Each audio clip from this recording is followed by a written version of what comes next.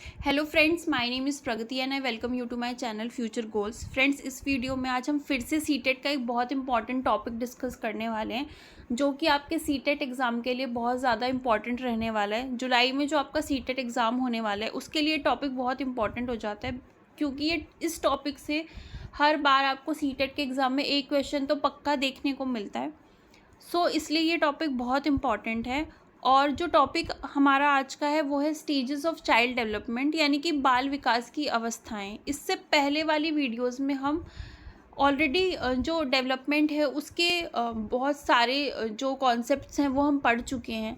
Growth and development के बीच में क्या डिफरेंस होता है, प्रिंसिपल्स क्या होते हैं चाइल्ड डेवलपमेंट के, और भी बहुत सारी चीज़ें हम डेवलपमेंट के बारे में ऑलरेडी डिस्कस कर चुके हैं। इस वीडियो में हम लोग स्टेजेस डिस्कस करने वाले हैं चाइल्ड डेवलपमेंट की, यानी कि कौन कौन सी अवस्थाएं होती हैं बाल विकास की। मैंने आपको बताया था कि जो चाइल्ड डेवलपमेंट है वो हमेशा सीक्वेंशियल होता है, सीक्वेंस में चलता है। पहले एक स्टेज आती है, फिर दूसरी स्टेज आती है, फिर थर्ड स्टेज आती है। इस तरह से हमारा जो चाइल्ड डेवलपमेंट है वो चलता है। ऐसा कभी नहीं होता कि कोई भी स्टेज कभी भी आ गई और कैसे भी अपनी मर्ज़ी से डेवलपमेंट हो रहा है। पहले बच्चा मैच्योर हो जाएगा, फिर उसका बचपन आएगा, ऐसा कुछ भी नहीं होता। तो ये सारी चीज़ें तो हम डिस्कस कर चुके हैं, लेकिन इस जो वीडियो है इसमें हम लोग पढ़ेंगे कि कौन कौन सी स्टेजेस होती हैं चाइल्ड डेवलपमेंट की, और कब से कब तक, कौन से ईयर तक हमारी कौन सी जो स्टेज है बाल विकास की वो चलती है, और उसके क्या क्या कैरेक्टरिस्टिक्स होते हैं, उसमें बच्चा क्या क्या कैरेक्टरिस्टिक्स शो करता है, क्या क्या लक्षण बच्चे में देखने को मिलते हैं। ये सारी बातें हम लोग इस वीडियो में डिस्कस करेंगे। वीडियो को आप लोग बहुत ध्यान से देखना, क्योंकि ये जो टॉपिक है वो बहुत इम्पॉर्टेंट। तो सबसे पहले तो हम लोग देख लेते हैं कि कौन कौन सी स्टेजेस हैं हमारे चाइल्ड डेवलपमेंट में, कौन कौन सी बाल विकास की अवस्थाएं होती हैं। यहाँ पे मैंने 5 स्टेजेस के बारे में आपको बता रखा है। यही 5 स्टेजेस हमें पढ़नी है और यही 5 स्टेजेस इम्पॉर्टेंट है। इसके अलावा और भी स्टेजेस होती हैं, बट उससे हमारे एग्ज़ाम का कोई लेना देना नहीं है। हमारे एग्ज़ाम में वो पूछी नहीं जाती, इसलिए हम उसे पढ़ते भी नहीं हैं। ये 5 स्टेजेस के बारे में आपको पता होना चाहिए। इसके अलावा जो स्टेजेस हैं उसके बारे में आप सिर्फ उसका नाम जान लो, इतना काफ़ी है। उसके बारे में कोई एक अलग से कोई कुछ भी नहीं पूछा जाता। ये 5 स्टेजेस बस आपको पता होनी चाहिए। तो पहली जो स्टेज होती है वो होती है प्री नेटल स्टेज, यानी कि प्रसव पूर्व अवस्था। सेकेंड जो हमारी स्टेज है वो है इन्फेंसी स्टेज, जिसको हम हिंदी में बोलते हैं शैशवावस्था। थर्ड स्टेज जो होती है वो होती है अर्ली चाइल्डहुड स्टेज, जिसे पूर्व बाल्यावस्था कहा जाता है। उसके बाद लेटर चाइल्डहुड स्टेज आती है, जिसे उत्तर बाल्यावस्था कहा जाता है। ये अर्ली चाइल्डहुड और लेटर चाइल्डहुड स्टेज का पार्ट है। उसके बाद वाली जो स्टेज है जिसको एडोलसेंस कहा जाता है, हिंदी में इसको बोलते हैं किशोरावस्था। तो ये 5 स्टेजेस जो हैं वो आपके सीटेट एग्ज़ाम के लिए इम्पॉर्टेंट हैं। सीटेट एग्ज़ाम हो या फिर आप कोई भी और एग्ज़ाम दे रहे हो जिसमें टीचिंग एप्टीट्यूड से क्वेश्चन पूछे जाते हैं, उसमें ज़्यादातर इन्हीं 5 स्टेजेस से क्वेश्चन बनते हैं। इसके अलावा किसी और स्टेज से क्वेश्चन उतना नहीं पूछा जाता या क्वेश्चन नहीं बनता। तो ये 5 स्टेज आपको पता होनी चाहिए, जिसमें से आज हम 2 स्टेजेस डिस्कस करेंगे। वो है प्री नेटल स्टेज, जो सबसे पहली स्टेज होती है, और दूसरी जो हमारी स्टेज है वो है इन्फेंसी। ये दोनों स्टेजेस आज हम इस वीडियो में डिस्कस करने वाले हैं। इसके बाद वाली जो स्टेज है अर्ली चाइल्डहुड हो गई या लेटर चाइल्डहुड एडोलसेंस, ये हम नेक्स्ट वीडियो में डिस्कस करेंगे। सबसे पहली वाली स्टेज देख लेते हैं पहले। सबसे पहली जो स्टेज होती है चाइल्ड डेवलपमेंट की वो होती है प्री नेटल स्टेज, यानी कि प्रसव पूर्व अवस्था। मैंने आपको जब डेवलपमेंट पढ़ाया था तो बताया था कि जो विकास है, डेवलपमेंट है, वो माँ के गर्भ से ही शुरू हो जाता है और कब्र तक चलता है। मतलब कि बर्थ से लेके डेथ तक जो है, बर्थ भी नहीं कह सकते, बर्थ से पहले वाला जो पीरियड होता है, जब बच्चा माँ के गर्भ में होता है, तब से हम जो बच्चे की डेवलपमेंट है वो स्टार्ट हो जाती है, और वो जब तक वो डेथ तक जो है वो डेवलपमेंट चलती रहती है। तो ये बात मैंने आपको बताई थी। प्री नेटल स्टेज क्या होता है, प्रसव पूर्व अवस्था क्या होती है। प्रसव पूर्व अवस्था वो अवस्था होती है जब बच्चा अपने माँ के गर्भ में रहता है, जब मदर जो है वो कंसीव करती है और बर्थ तक, जब तक बच्चे का बर्थ नहीं होता उसके बीच का जो टाइम पीरियड होता है उसको हम लोग प्री नेटल स्टेज कहते हैं। और कितना लंबा टाइम पीरियड होता है, ये कितना टाइम पीरियड होता है, ये होता है 9 मंथ्स का, यानी कि 9 महीने का, या फिर 280 डेज़ बोल सकते हो आप, 280 दिन। क्वेश्चन आपको मंथ्स में भी पूछा जा सकता है, डेज़ में भी पूछा जा सकता है, कितने डेज़ का होता है प्री नेटल स्टेज, तो 280 डेज़ आप बोल सकते हो, या 9 मंथ्स बोल सकते हो, या फिर वीक्स में भी आपसे पूछ लिया जाता है। तो अप्रॉक्स 40 वीक्स का जो होता है वो प्री नेटल स्टेज होता है। तो इस तरह से अलग अलग क्वेश्चन बनते हैं, मंथ्स में पूछ लिया या डेज़ में पूछ लिया या वीक्स में पूछ लिया, तो आप कुछ भी आप आंसर कर सकते हो। प्री नेटल स्टेज जो है वो 9 मंथ्स का या 280 डेज़ का या 40 वीक्स का ऐसा माना जाता है कि प्री नेटल स्टेज होता है। तो ये वाला जो स्टेज होता है वो स्टार्ट होता है कब से? कंसेप्शन से स्टार्ट हो जाता है। जब मदर कंसीव करती है, कॉन्सेप्शन से स्टार्ट होता है, और बच्चा जब तक उसका चाइल्ड का बर्थ नहीं हो जाता तब तक ये वाला जो स्टेज है वो चलता है। गर्भ धारण करने से लेकर बच्चे के जन्म तक जो स्टेज चलता है उसको हम प्री नेटल स्टेज करते हैं। इसमें बच्चे का जो सारा डेवलपमेंट होता है या उसकी ग्रोथ होती है वो माँ के गर्भ में ही होती है।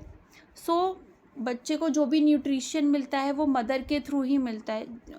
सब कुछ बच्चे का एनवायरनमेंट, उसका न्यूट्रिशन, सब कुछ किस पर डिपेंड करता है, या फिर बच्चे की हेल्थ भी बोल सकते हो आप, सब कुछ किस पर डिपेंड करता है? मदर पे डिपेंड करता है।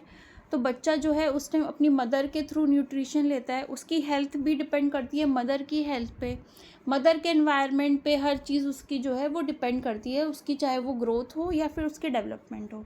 तो आई होप आपको प्री नेटल स्टेज क्या होती है वो आपको समझ में आया होगा। नेक्स्ट जो स्टेज आती है इन्फेंसी, जो प्री नेटल के बाद जो नेक्स्ट स्टेज आती है उसको हम लोग इन्फेंसी बोलते हैं, जिसको स्टेज 2 भी बोला जाता है। हिंदी में इसको शैशवावस्था बोलते हैं, इन्फेंसी बोलते हैं इसको। कब से कब तक होती है इन्फेंसी? इन्फेंसी होती है बर्थ से लेके 2 ईयर्स तक। जब बच्चे का जन्म हो जाता है, जब चाइल्ड का बर्थ हो जाता है, उस टाइम से लेकर जब तक बच्चा 2 साल का होता है तब तक उसके बीच का जो टाइम पीरियड है ना उसको बोलते हैं इन्फेंसी, यानी कि शैशवावस्था। जन्म से 2 वर्ष तक का जो बच्चा होता है उसको बोलते हैं हम लोग इन्फेंट, या फिर उस स्टेज को हम लोग शैशवावस्था भी बोलते हैं। देख लेते हैं क्या होता है, इसके क्या क्या लक्षण होते हैं, कैरेक्टरिस्टिक्स। इस टाइम में जो बच्चे का डेवलपमेंट होता है वो बहुत फास्ट होता है, यानी कि विकास की जो गति होती है ना, उसकी स्पीड होती है वो बहुत तेज़ होती है। कैसे होती है? आप जब एक न्यू बॉर्न बेबी को देखो और आप एक 2 साल के बच्चे को देखो, उसमें इतना आपको डिफरेंस दिखेगा कि आप ईज़िली बता पाओगे कि बच्चे में क्या क्या चेंजेस आए हैं। अगर आप एक 6 या 8 साल का बच्चा है उसको अगर आप 1-2 साल के बाद देखोगे तो उसमें उतना आपको डिफरेंस हाइट में या फिर उसके जो मेंटल लेवल है उसमें आपको बहुत ज़्यादा डिफरेंस देखने को नहीं मिलेगा। मतलब आप सिर्फ देख कर कोई डिफरेंस नहीं बता सकते, बहुत ज़्यादा अंतर नहीं बता सकते। लेकिन जो इन्फेंसी में बच्चा होता है उसको अगर आप देखोगे तो उसका जो डेवलपमेंट है ना वो बहुत फास्ट होता है। एक आप न्यू बॉर्न बेबी को देखो, आप 2 साल के बच्चे को देखो, जब वो बच्चा 2 साल का हो जाएगा तो उसके दांत भी आ चुके होंगे, उसकी बॉडी की मूवमेंट्स भी बहुत ज़्यादा बढ़ चुकी होंगी। बच्चा जो है एक जगह से दूसरी जगह मूव करके खुद से जा पाएगा। 2 साल का बच्चा, उसके दांत आ जाएंगे, वो अपनी हाथों से चीज़ों को होल्ड करना सीख जाएगा, उसकी ग्रोथ भी हो जाएगी। बच्चे के साइज़ में भी बहुत अंतर आ जाता है एक न्यू बॉर्न बेबी में और एक 2 साल के बच्चे के साइज़ में भी आप क्लियरली देख कर डिफरेंस बता सकते हो। तो इस तरह से जो है बहुत सारे आप बोल सकते हो ड्रास्टिक चेंजेस आ जाते हैं। इसका मतलब क्या हुआ? इसका मतलब ये हुआ कि जो विकास है इस टाइम पीरियड में, इन्फेंसी में, जब बच्चा 0 से 2 साल का होता है उस टाइम जो है डेवलपमेंट की स्पीड बहुत ज़्यादा फास्ट है, बहुत फास्ट उसकी फ़िज़िकल, मेंटल, मोटर डेवलपमेंट, ये सारी जो डेवलपमेंट है वो बहुत फास्ट हुई है। बच्चा जो लैंग्वेज डेवलपमेंट भी बच्चे की होती है, वो न्यू वर्ड सीख जाता है, छोटे मोटे टूटे फूटे जो शब्द हैं वो बोलने लग जाता है बच्चा। तो इससे पता लगता है कि रेट ऑफ डेवलपमेंट जो है इन्फेंसी में वो क्या होता है, वो फास्ट होता है। सेकेंड जो कैरेक्टरिस्टिक है वो है कि child is dependent on parents, बच्चा माता पिता पर निर्भर होता है। 2 साल तक का बच्चा जो है वो कम्प्लीटली अपने पेरेंट्स पे निर्भर होता है। पेरेंट्स बोल सकते हो या फिर जो भी उसका केयर गिवर है, केयर गिवर जो उसका ध्यान रखता है, उस पे बच्चा बिल्कुल डिपेंडेंट होता है, बिल्कुल निर्भर होता है। बच्चा खुद से ना अपना फूड ले सकता है, ना बच्चा खुद से कपड़े पहन सकता है या ब्रश कर सकता है या नहा सकता है। कोई भी काम बच्चा खुद से नहीं कर सकता, खाना भी खुद से नहीं खा सकता बच्चा। तो ये जो 2 साल तक का बच्चा होता है वो कम्प्लीटली किस पर डिपेंडेंट होता है? अपने पेरेंट्स पे, जो उसका ध्यान रखते हैं या फिर जो भी केयर गिवर है, पेरेंट्स के अलावा कोई और भी जो भी उसका ध्यान रखता है, उस पर बच्चा पूरी तरह से निर्भर होता है इन्फेंसी पीरियड में। थर्ड जो इसका फीचर होता है वो है morality at this stage is zero. इस अवस्था में क्या होती है? नैतिकता शून्य होती है। नैतिकता का मतलब सही गलत की पहचान। बच्चों को सही गलत की बिल्कुल पहचान नहीं होती कि क्या सही है या क्या गलत है। बस उनको जब भूख लगती है वो रोने लग जाते हैं या खेलने लग जाते हैं, जब खुश होते हैं तो हंसने लग जाते हैं, तो उनको नींद आती है, सो जाते हैं। उनको नहीं पता होता कि हाँ मुझे रोना है कि नहीं रोना है। तो उनको नैतिकता की बिल्कुल भी समझ नहीं होती, सही गलत का उनको बिल्कुल पता नहीं होता कि रोना सही है या रोना गलत है। इतना उनके अंदर सोचने की जो है वो अभी मोरालिटी मतलब उनकी इतनी डेवलप नहीं हुई होती है। तो इस स्टेज पे नैतिकता यानी कि मोरालिटी बच्चों की बिल्कुल ज़ीरो होती है। नेक्स्ट देख लेते हैं। नेक्स्ट जो कैरेक्टरिस्टिक है वो कहता है कि all activities of child is based on basic instinct. बच्चे की सभी गतिविधियाँ मूल प्रवृत्तियों पर होती हैं। प्रवृत्ति की यहाँ पे स्पेलिंग गलत लिख दी है मैंने।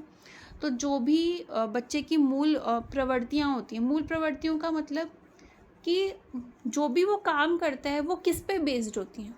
उसके अंदर जो इनबॉर्न चीज़ें हैं ना, मतलब पैदाइशी जो चीज़ें हैं जो वो अपने साथ लेकर आया है, सीखा नहीं है उसने, जो पैदाइशी चीज़ें, किसी कोई छोटा बच्चा आपको उसको रोना सिखाना नहीं पड़ता।